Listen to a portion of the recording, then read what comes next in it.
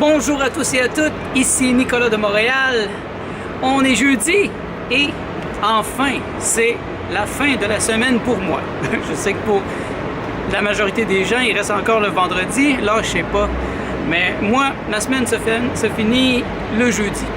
Et j'ai travaillé fort cette semaine. Je vous dis, ça fait longtemps que j'ai pas travaillé autant que ça. C'est vraiment difficile. Il y a des parties très répétitives, de rentrer toujours des textes sur un site web.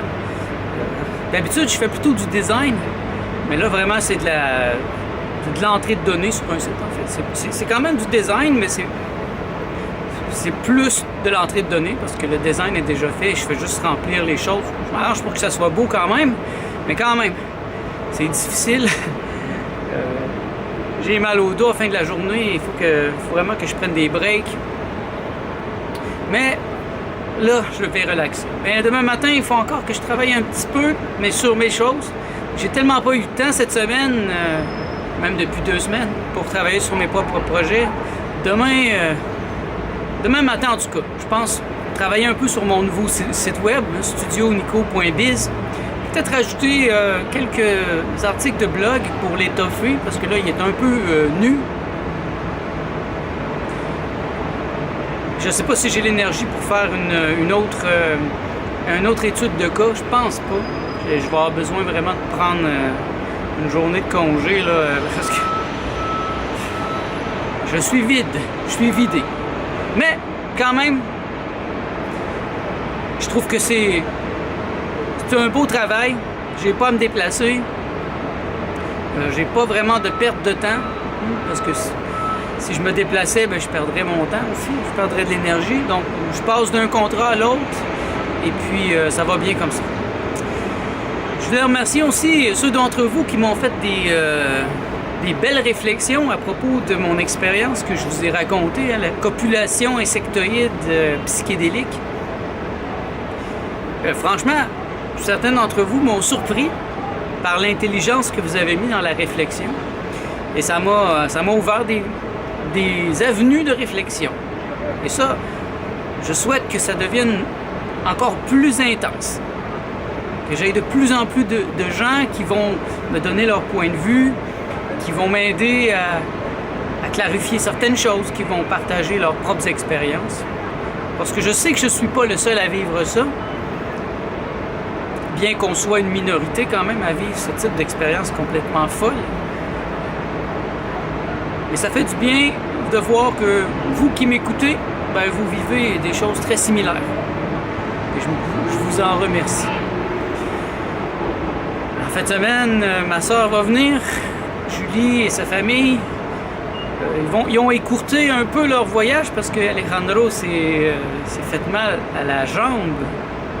Donc, ils vont venir juste samedi en fin de la journée. Donc, on va avoir la journée, moi et Martha. Et ça va nous donner du temps pour faire des activités, plutôt aller chercher de la nourriture, se détendre un peu avant l'arrivée de l'ouragan des enfants et de la famille de Julie. Et ça va être une belle fin de semaine, je vous souhaite.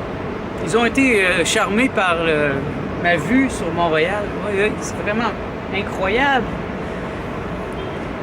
Quand je suis arrivé au mois d'avril, au mois de mai, je m'attendais à des couchers de soleil incroyables. Et à mon grand désarroi, le soleil se couchait directement en arrière de la grosse bâtisse de Transat.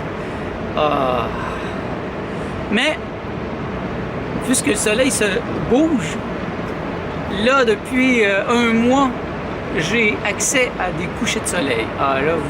Je suis aux anges. Vous pouvez voir, c'est vraiment magnifique. Et l'effet que ça a sur la ville, c'est incroyable. On est encore sous le charme. Martha s'est couchée ici cet après-midi avec son ordinateur. Il travaillait nonchalamment, le sourire fendu au visage par le plaisir qu'elle avait d'être ici. Aujourd'hui, c'est officiellement la rentrée scolaire à l'université McGill parce que toute la journée, il y a des groupes d'étudiants qui ont passé ici en criant avec des gilets particuliers. Donc l'animation est vraiment forte là, dans la ville. D'ailleurs, j'en entends crier là-bas. Et ça passe par groupe. Et ben, l'université McGill est toute là-bas. C'est vraiment un gros complexe.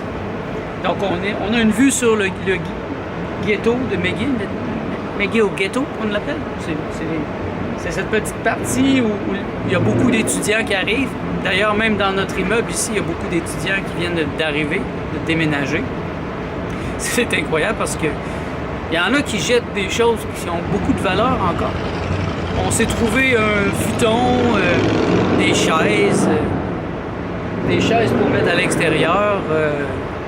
On a trouvé des lampes dans parfait état, des meubles, des petites tables noires d'IKEA.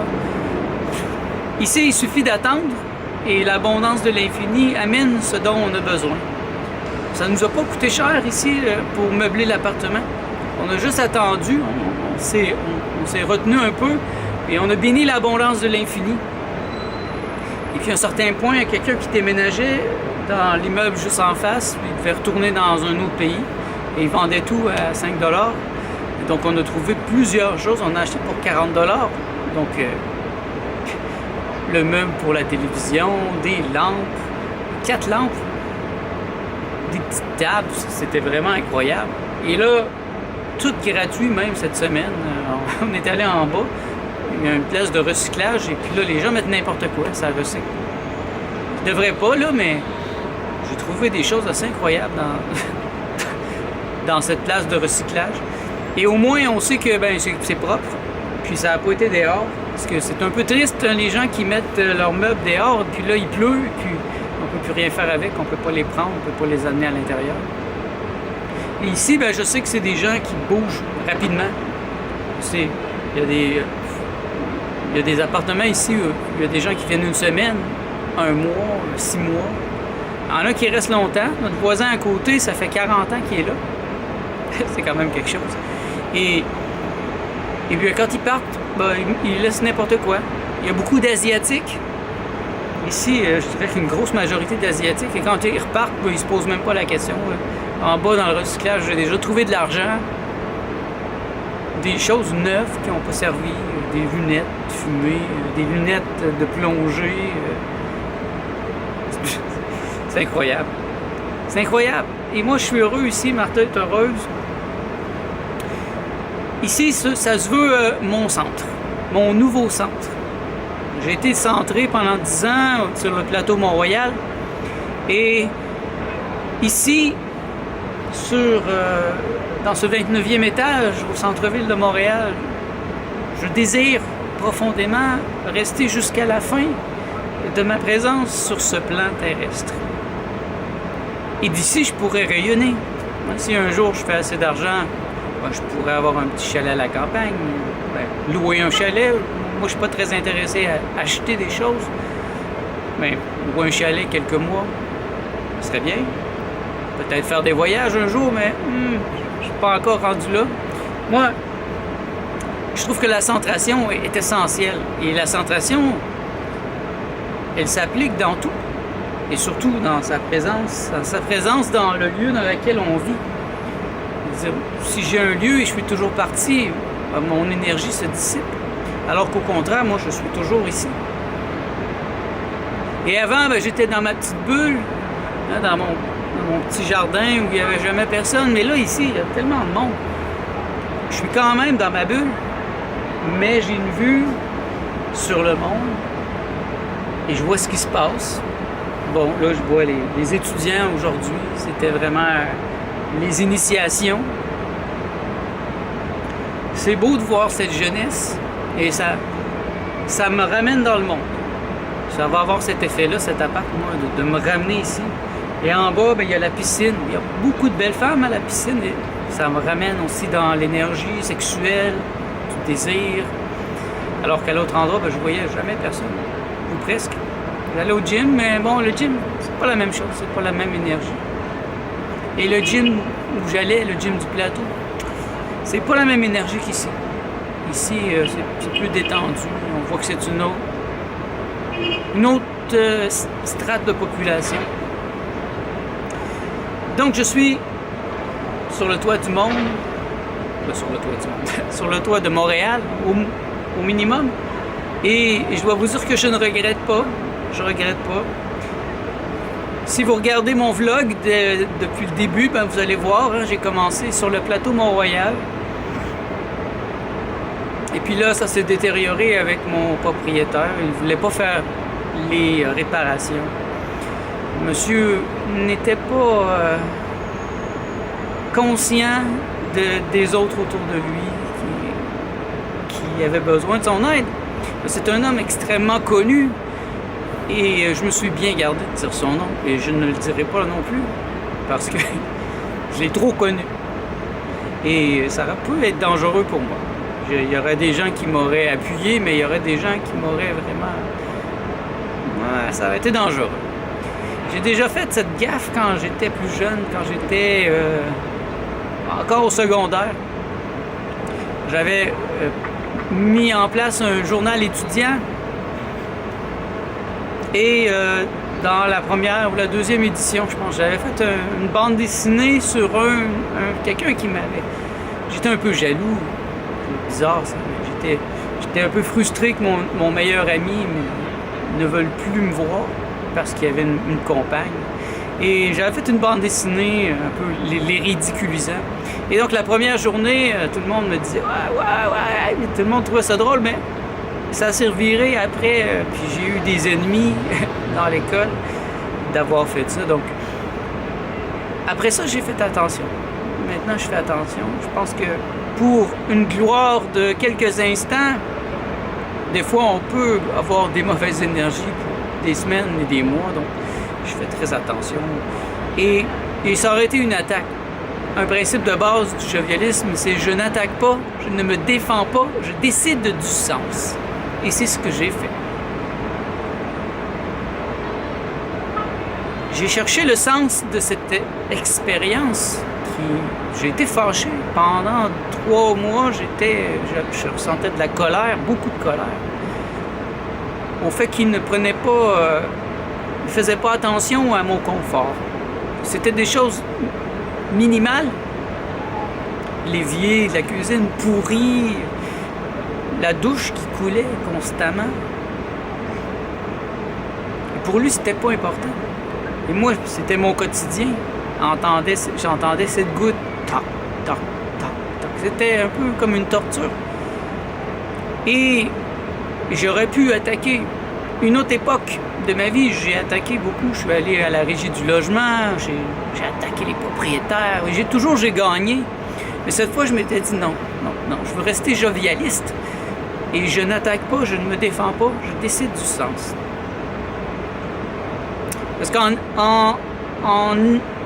se défendant, bien souvent c'est une attaque aussi. Quelqu'un qui se défend, bien, il attaque de manière détournée. En voulant se défendre, par exemple, en allant à la cour ou à la régie du logement, il va se défendre, mais en fait, c'est une attaque. Dans l'énergétique, c'est la même chose. Et je me suis bien gardé d'attaquer, de dire son nom ouvertement. J'ai joué aussi sur le sujet et finalement, j'ai compris le sens. Le sens, c'était que je devais bouger, je devais partir. Et d'une certaine manière, je le remercie de m'avoir poussé brutalement, hors du nid. Et là, je vole, vous voyez. C'est une nette amélioration. Martha, elle est très heureuse maintenant. Et je me sens beaucoup mieux. Je me sens dégagé. J'étais bloqué là-bas. J'étais sur un plateau. Techniquement, j'habitais sur le plateau Montréal et j'étais sur un plateau. Et ici, je suis débloqué. J'ai réussi le déblocage énergétique. Je me sens beaucoup mieux. Je me sens léger. Vous pouvez voir la progression depuis janvier. Le régime, la cure de jus, le jeûne à l'eau, les boîtes, le déménagement, les expériences psychédéliques du mois dernier pour aider à complètement me libérer, m'harmoniser. Et je dois dire que ça a fonctionné. Mon expérience de vendredi passé me le démontre. Je le sens. Je me suis débloqué. Et là, j'attends de voir la manifestation dans ma vie de ce déblocage. Qu'est-ce que ça va m'amener? Je souhaite ardemment ma compagne 2 et ma compagne 3.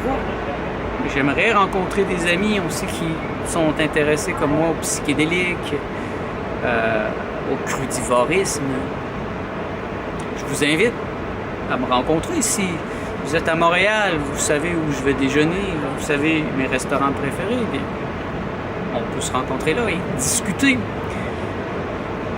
J'ai perdu contact avec des gens qui aiment l'intelligence et j'en ai pas rencontré beaucoup dans les dernières années. Il y a eu un moment où j'en ai eu beaucoup parce que je faisais beaucoup d'efforts, je faisais des événements, je faisais des groupes de discussion, j'étais président d'un organisme sans but lucratif, j'avais l'émission de radio, mais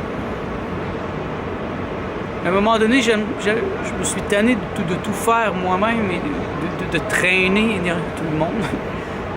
J'aimerais ça être dans un groupe d'amis où personne ne se traîne, où on est tous ensemble et on marche ensemble. Je sais que ça va arriver, parce que plusieurs d'entre vous, vous êtes là, mais vous êtes trop loin en Belgique. Bonjour en Belgique, bonjour en France, bonjour en Afrique. Merci d'être à l'écoute. Bonjour au Brésil.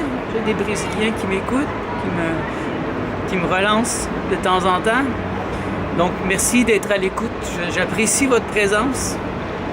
Et n'hésitez pas à me faire un bonjour, à me poser des questions et à me parler de vous. Ça m'intéresse. Donc, on se revoit dans le prochain vlog. Merci d'être à l'écoute.